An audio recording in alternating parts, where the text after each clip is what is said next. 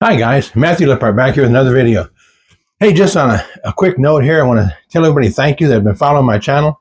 We just crossed over the 1,000 subscriber mark a week or so ago.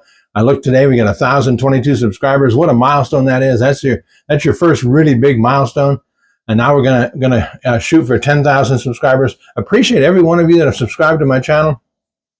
And I always try and tell people, and if I miss somebody, let me know. But I always try and tell people that if your profile is public and you subscribe to my channel, I'm going to subscribe back to yours. I notice a lot of times I subscribe back to people and I'm the only subscriber they got. But you know, that's okay, because I started out that way. I had a YouTube channel for probably 10 years, and I viewed other people's videos and never posted anything. So that's okay. Maybe someday some of these people will say, "Hey, I want to go ahead and be a YouTuber as well." So, but if your profile's public and you follow me or subscribe to me, I will subscribe back to you. And if I miss you, shoot me a message. Say, hey, I've subscribed to you and you didn't subscribe back to me, and I'll correct that right away. Sometimes I get busy and I miss something. On that note, go ahead and smash that subscribe button, will you? Hit that like button, share this video, comment on this video.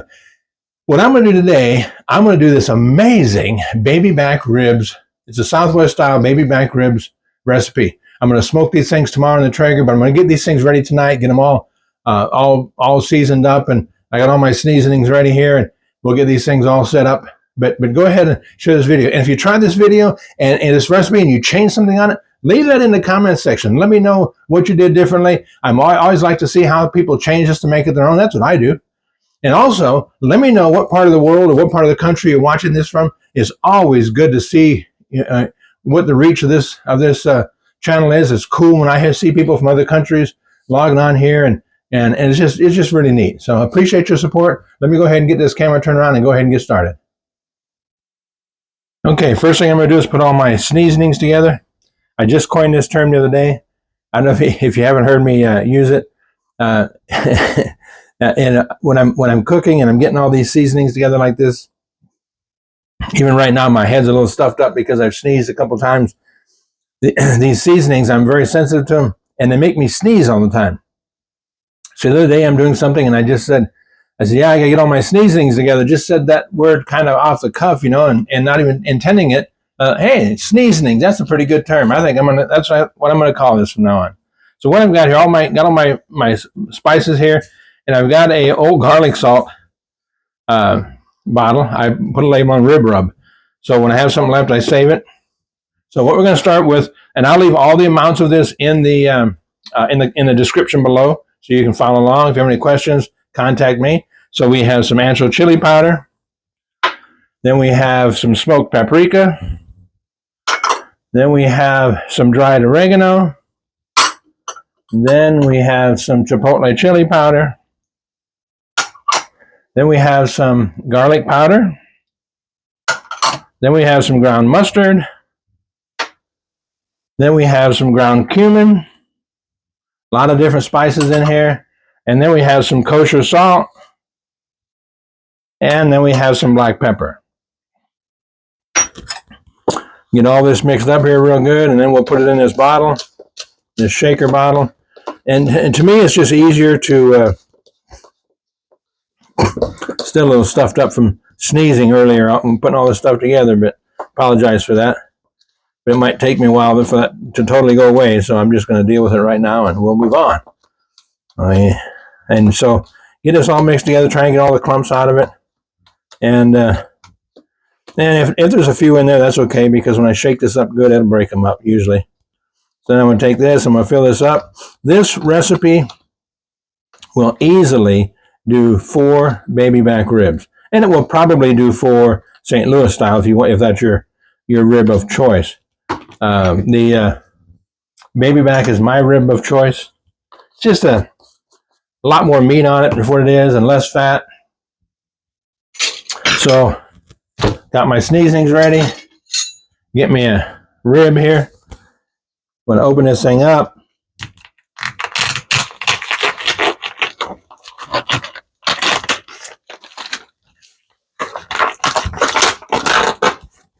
Knife isn't really sharp, not my best knife, that's for sure. So what I'm going to do is, got me a bunch of paper towels here, And I'm going to just drag this wrapper and everything over the sink. Let the majority of this drain off into the sink. And then I'm going to wipe the rest of it off or dry it, just pat it dry with this paper towel. And then here is the number one question with ribs. Do you remove the membrane or not? I do. One of the guys I follow on YouTube, he actually did a test on this one day. He took 2 baby back ribs and he pulled the membrane off one and he didn't the other, and he cooked them all identically side by side in his smoker. And he said when he got done, he says, you know, the truth of it is, he says, I really couldn't tell the difference. Now, with that being said, he said, I'm still going to continue to remove the membrane. To me, it just seems like the spice rub is going to get down inside of the meat a little bit better. Is it a little bit of a challenge? Yeah, it can be. This one come off pretty easy. Some of them, they really fight you bad. So that one came off pretty good. Throw that down in there with the rest of that stuff. Now, I also got a piece of foil right here cut. I'm only doing one right now. I'm actually going to do 4 of them. I'm just doing one on camera. The other 3 are just a duplicate of it. So I'm going to set it in the foil like this because I have found that if I set it this side down, that if I wrap the foil too tight, it punctures holes in it. So I'm going to start with this side. I don't necessarily rub it. I'm not kind of put a little bit of pressure on it, but I put a good, very liberal coating of this stuff on there. Just kind of pat it down a little bit and then flip it over. Same thing over here. And tomorrow when I put these things in the smoker, we'll talk about the different ways that you can cook them, the different ways that I've done it, the different temperatures, etc. And kind of pat that dry. And let me move this over here. I'll set this over here onto the foil and then wrap it. And I'm going to let this set in the refrigerator overnight. And then tomorrow sometime, I'm not even sure what time, but tomorrow sometime I'll throw this thing on the smoker and we'll have some amazing ribs. So there's your first rib seasoned. Like I said, I'll go ahead and get the rest of these done off camera, and I'll be back tomorrow to set this thing up to do these ribs. Okay, guys, I'm here in front of the Traeger. I have this thing set on 220 degrees, and I'm going to put these ribs on here. There's what it looks like right now. I'm going to put these things fat side down. I'm going to cook them for a total of 4 hours. I'm going to cook them 3 hours fat side down, and 1 hour I'll flip them, leave them there for 1 hour. You hear a lot of people talk about a 3-2-1 method. I'll do that with like spare ribs or St. Louis style, but with baby backs, when I've tried the 3-2-1 method, they're so cooked so well that they literally just fall apart. And if I'm going to make sandwiches, sometimes I like to make rib meat sandwiches. If I'm going to do that, that's a great way to do it. But normally I want to sauce them and just be able to slice them and then sauce them. So I don't like to do that. So I put them in there 3 hours, meaty side down, flip them for an hour, wrap them in foil, throw them in a cooler, and then an hour later they're ready to eat. So we'll come back in 3 hours and I'll flip these things and we'll see you then. Okay, it's been 3 hours. So I'm going to flip these ribs. You can see they're starting to get a nice char on there. Flip them over. Leave them at 220 and we'll leave them in here for another hour.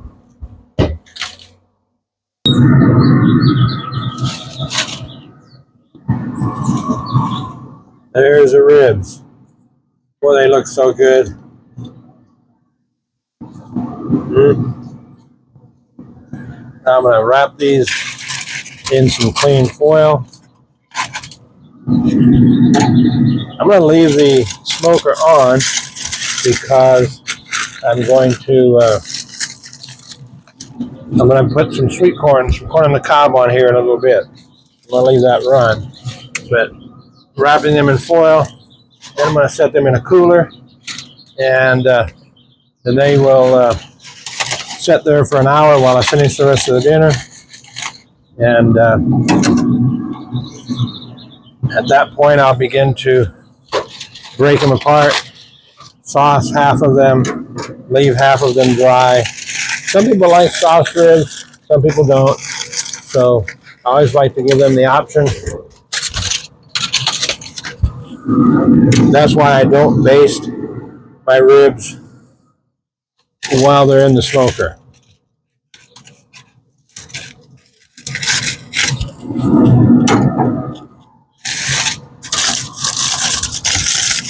Because if you baste them while they're in the smoker, then everybody has sauced ribs, and well,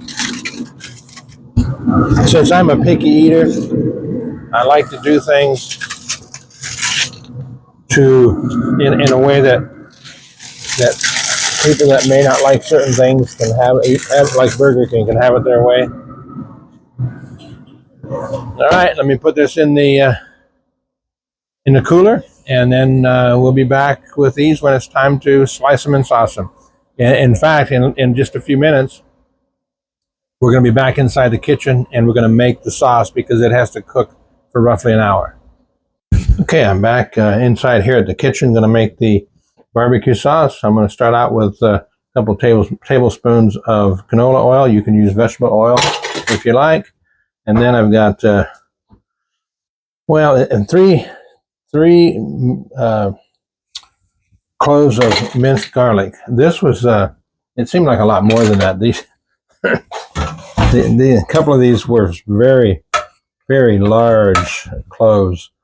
I'm going to let this just kind of cook on the stove here for a few minutes and let it soften up. And the original recipe that I saw, this is one of the ways I changed it, is it called for an onion minced up here as well. Well, if you've been watching my channel for very long, you know I'm not a big fan of onions, so I don't put no onions in it. And it's funny. I like garlic, but garlic is one of those things that can be very overpowering. So when I first started making this sauce, instead of using garlic, I just put garlic powder in it. And then, because I was really concerned that doing the garlic like this was going to be too overpowering. Well, it turned out it wasn't. So, I do it with fresh garlic now, and I guess I don't have as sensitive a palate as some, but some people have said that since I started doing the fresh garlic, that the flavor of the sauce is much better. I just have to go with that because I don't know. So then I'm going to put some tomato paste. The recipe calls for 2 tablespoons. Well, this is way more than 2 tablespoons, as you can probably tell. But here's my thing.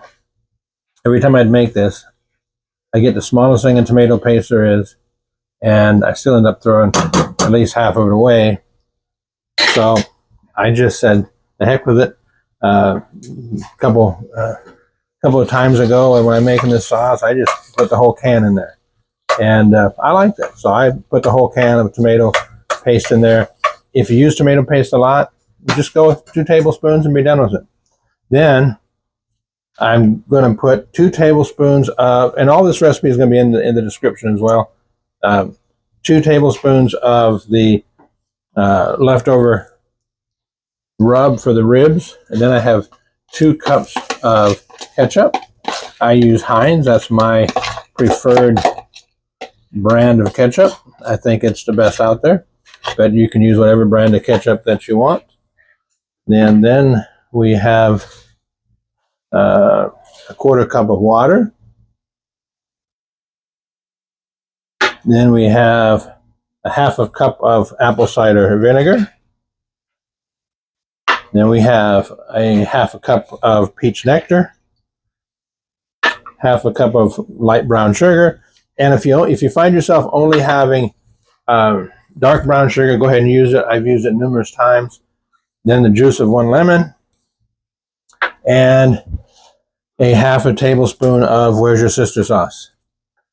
Worcestershire sauce. Everybody has a hard time with that, so I just call it Where's Your Sister sauce, and we'll go ahead with that. Now you want to mix all that up. I'm going to stir it up here a little bit with this, and then I'm going to grab a whisk it together, and get everything heated up. Once you get everything heated up, you're going to let it sit there and just simmer on the stove for roughly an hour, and it'll thicken up a little bit, and then it'll be ready to sauce some ribs. This is a really good sauce. My wife really likes this. Every once in a while she'll say, hey, can you make that sauce? And I'm not even making ribs, I'll just make the sauce, and we'll use it for a bunch of different things. I've got this on a low to medium heat right now, just to get everything warmed up. And like I say, once it gets warmed up, then I'll kick it down to just a simmer and just let it sit here and cook. The first time I made this, I didn't think I was going to like it because I'm not a big vinegar fan.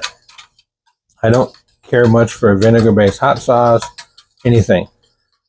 I started making this hot sauce, and I told my wife, I said, man, I said, it smells like we're getting ready to color Easter eggs. I mean, the vinegar was just so strong. But you have the sweetness of the peach nectar and the brown sugar, and that tempers that a little bit. And it really come out very, very nice. You can barely, at least myself, I can barely taste the vinegar in it. Not enough to where it turns me off. So now I'm just going to let this simmer for a while. Like I say, roughly an hour, and it'll thicken up. All those flavors will marry together in there, and then we'll have an amazing sauce to the sausage wings in. And I'll be back then. Okay, I've got these ribs, took them out of the cooler, and normally what I do is I'll take one whole rack, cut them dry, and then next whole rack I'll sauce. But I'm going to do on this one, I'm just to give you guys an idea of what they are. So got this thing done. I'm just going to find a spot in here. There, right there. Cuts through there really nice. And cuts through there really nice. So I'll dip a couple of these into the sauce. And you can see that how nice and done they are.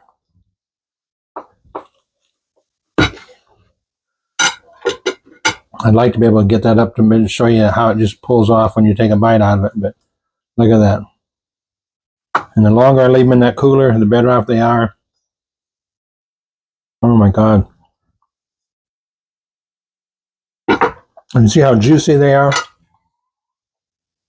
They got a great smoked flavor. All that seasonings I put on it last night. And then there's the sauced ones. These things are really good. Just almost completely falls off the bone. I don't do competition, but the experts that do competition say that if it just falls off the bone, that it's overcooked. I don't know. But there's just a little bit of tug on here. But this is just like perfect for a competition rib. But it is just really good. We're going to enjoy these things tonight.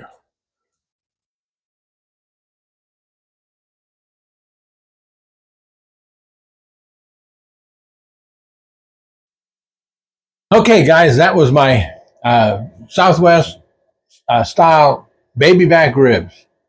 Them things are really good. A little bit of work to take some time. You got 4 hours cooking time. You have an hour to rest. You can let it rest longer. 2 of those racks I had in that cooler for 2.5 hours, and they were still hot when I took them out. Sliced really nice, but they're so tender. Got a good smoke flavor. I use applewood pellets in my Traeger.